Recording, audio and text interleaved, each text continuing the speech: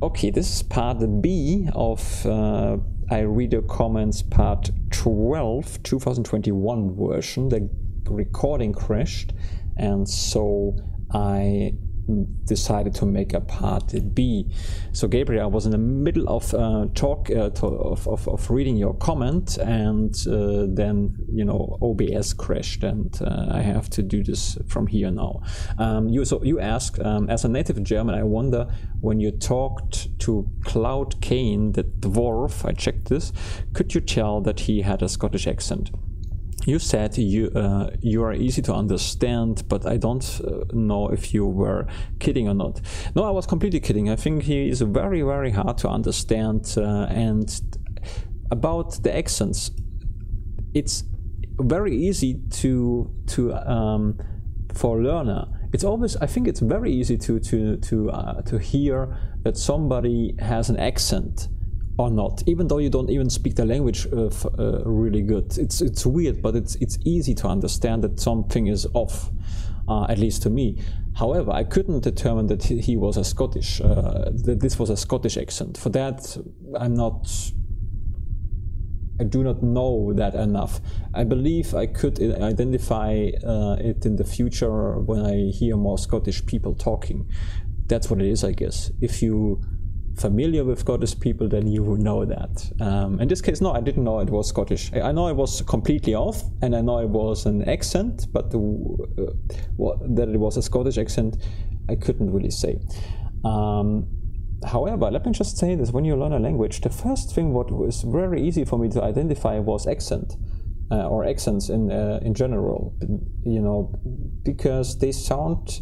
I think what happens when you learn a language is your brain, first, when you listen to a foreign language first, everything is just very blah blah, very blurry. So everything sounds very blurry. But then your brain starts to, if you listen more and more, to identify certain details of a language. You're getting better. You still don't understand, but you get how the language is structured, how it sounds. Kind of your brain understands. So in this stage you can already identify if somebody speaks an accent or not. So an Indian accent was very difficult for me. It kind of still is, and also very strong. You just hear it very well that this is an Indian guy. I can also make a good Indian guy accent in English, which is so weird because I could do this in the beginning already.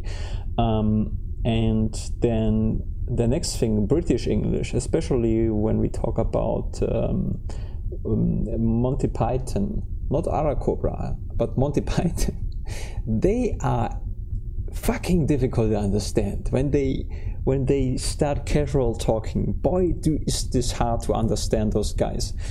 But it's about practice. Everything is about practice. If you listen for long enough to those certain accent, you will understand them sooner or later. But it's a challenge, that's for sure. Again, this was a long answer. I apologize for that. But the Scottish, no, I couldn't identify it where the accent is coming from. In this case, no, I couldn't.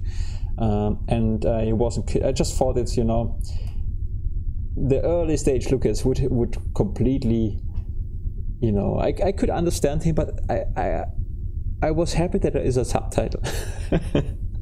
So with that, probably it was easier, but on its own, when they just start talking like that, no, I think I get lost pretty quickly. I have to tell the NPC, please talk slower. Yeah, but it's funny. It's a funny accent. Okay, then. All good. You found the moved list at 41. Sorry. I said on the last video that this game is built around fighting games mechanics. This is one of the ways, like Street Fighter and Mortal Kombat. There are special moves to unlock these with skill points.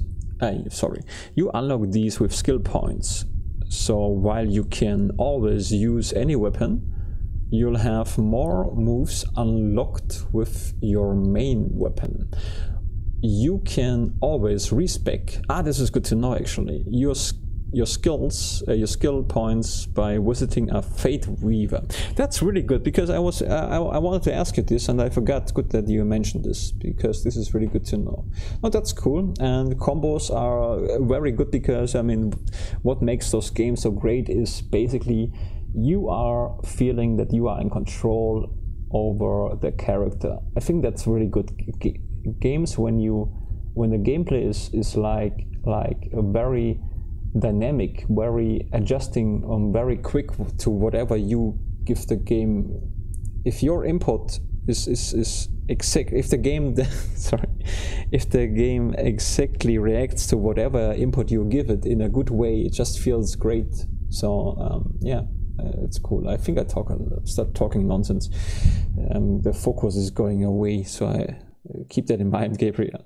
What happened at 1 hour 11 minutes was that you were in the middle of doing a move while the menu popped up, and then the bad guys kept stun locking you, so you could never start reckoning mode. Yeah, I think something was a little bit weird, but I believe if I would have pressed the X key from the beginning when the game told me without the interruption, I would have been able to go into the mode before they beat the heck out of me. I think it only happened because I interrupted by stopping it. So yeah, but overall, not a big deal actually. It wasn't really so bad. I mean, it was. Yeah, it's not a big deal actually. Okay, Gabriel. Of course it's Gabriel. This was the point. Sorry, again, focus is go. The deluxe edition content is always the deluxe edition content is all marketing stuff. I think the directive to make it came from EA, the publisher. And no wonder about that. The good news is that the deluxe content aligns to the level you are at when you open the chest, so you will out level all of it really soon. By opening the chest immediately, you made the items worse. Yeah, I don't care about that at all. This is something which makes me really angry, because this is so dumb to put stuff into that. It's just, it doesn't make any sense to me. It's like taking the whole fun away from me. It's like, why should I play the game when I get immediately good items? Why should I play the game on hard when I get strong items? I don't want to have those stuff, just for free at least. But this is, I said already. Yeah, I mean, sure, this is the publisher. I can imagine they getting, I mean, obviously everybody is different, and everybody has different opinions, but I for some reason believe that the developer themselves, they want to just create something cool.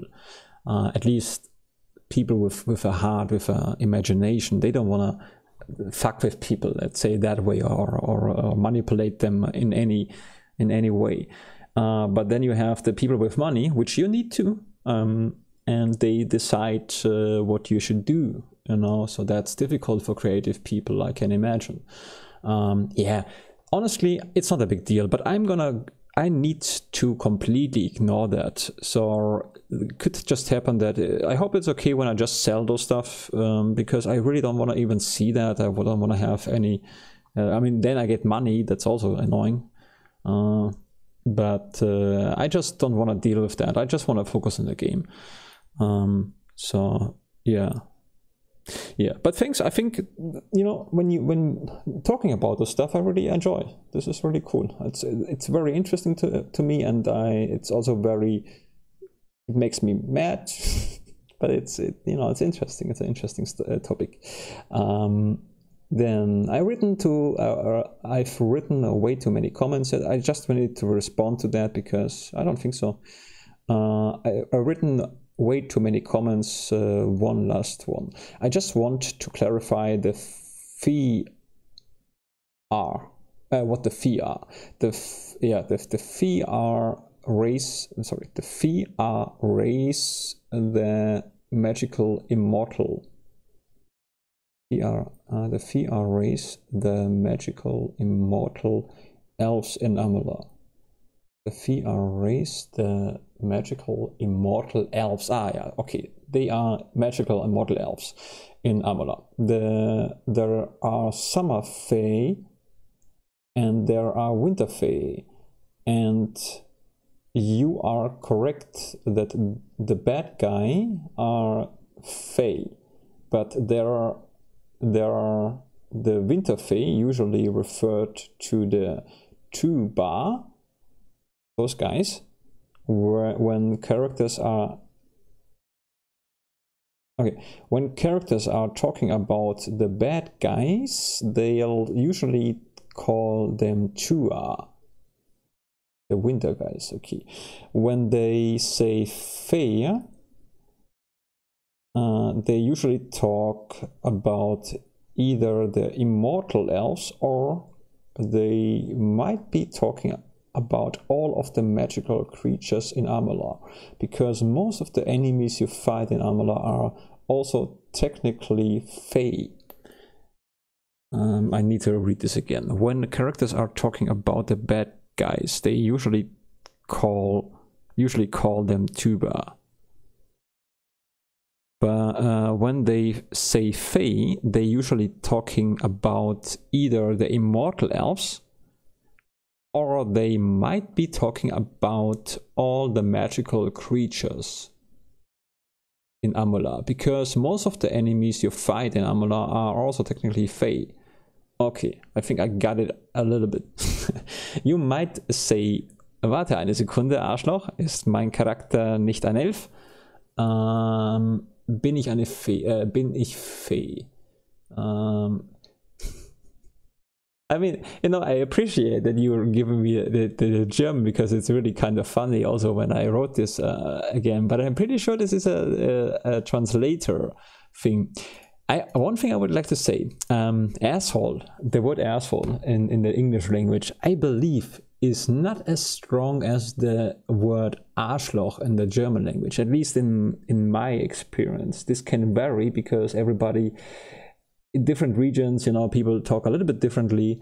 But when I talk with my friends, we make fun of each other all the time, but no one is saying to each other Arschloch.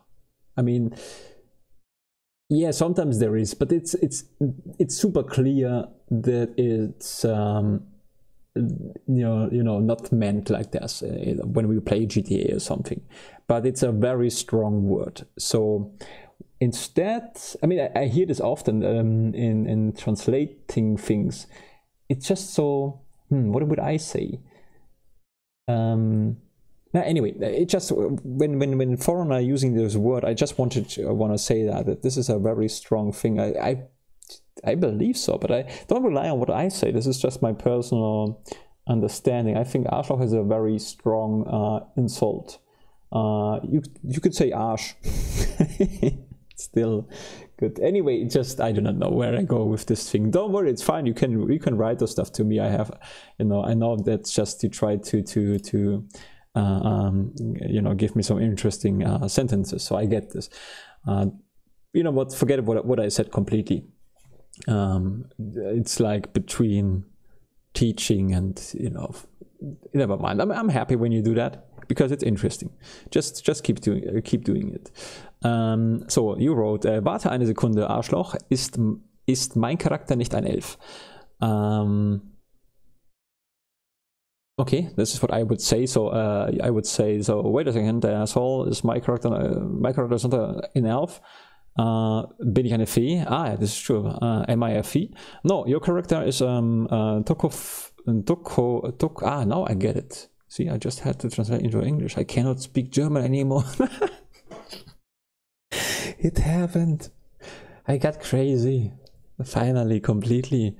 No, your character is Dokalfar, who are cousins to the winter fee, but there are no immortal. They are not immortal, so they aren't fae. Okay, I'm a cousin of the Winterfee, if you want. I can't remember that if I'm strongly focusing. Let me stress, you don't need to know any of this shit. Well, thank you very much.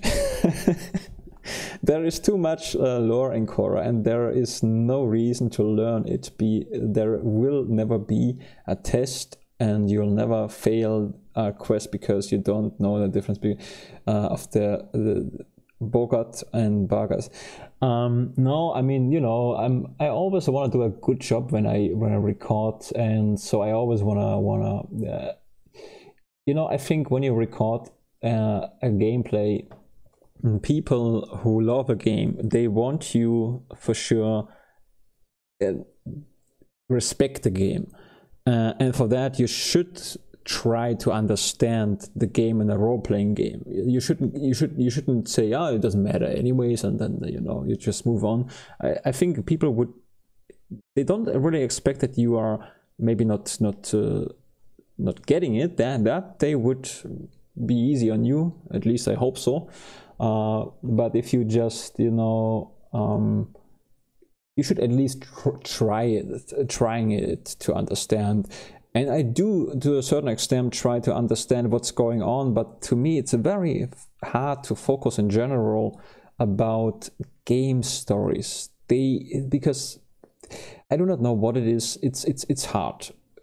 Because maybe they just start to tell you stuff, and then I don't know. And when I record, it's even worse. And so it's almost sometimes impossible for me to understand what's going on. And when I then get a little bit, when the anxiety kicks in because I think, oh, I did a bad job, then it's even worse, and I cannot remember anything. So that's the reason I said I don't expect anything. I will probably not be able to understand that. So I'm taking it easy. Meaning, the point is, I tried, but it's not gonna work. And, you know, so I'm gonna be very easy on this, and I'm glad that you know, you understand what I mean. And you know, if you guys will write me some here and there informations, I'm gonna read them and I try to remember them, and that's what I can do.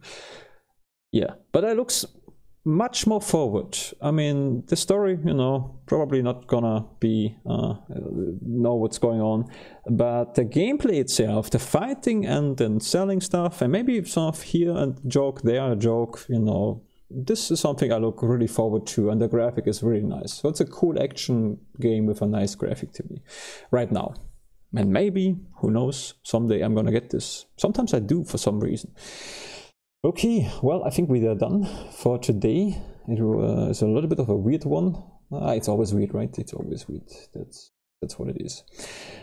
Yeah, that's about it, guys. Until the next video, and thanks for the comments. And oh yeah, I almost forgot. Again, you know, Gabriel, really, I'm actually kind of proud that you are writing me these comments, so you can always write me the comments. I really don't mind it. It's really a pleasure to read them. It's not even work or something. It's not even hard to do that. I mean, it's kind of hard to read sometimes for me, but it's not, you know, I enjoyed that, this part, and it's a long video already. Okay, then thanks guys, and have a good day. We'll see you soon.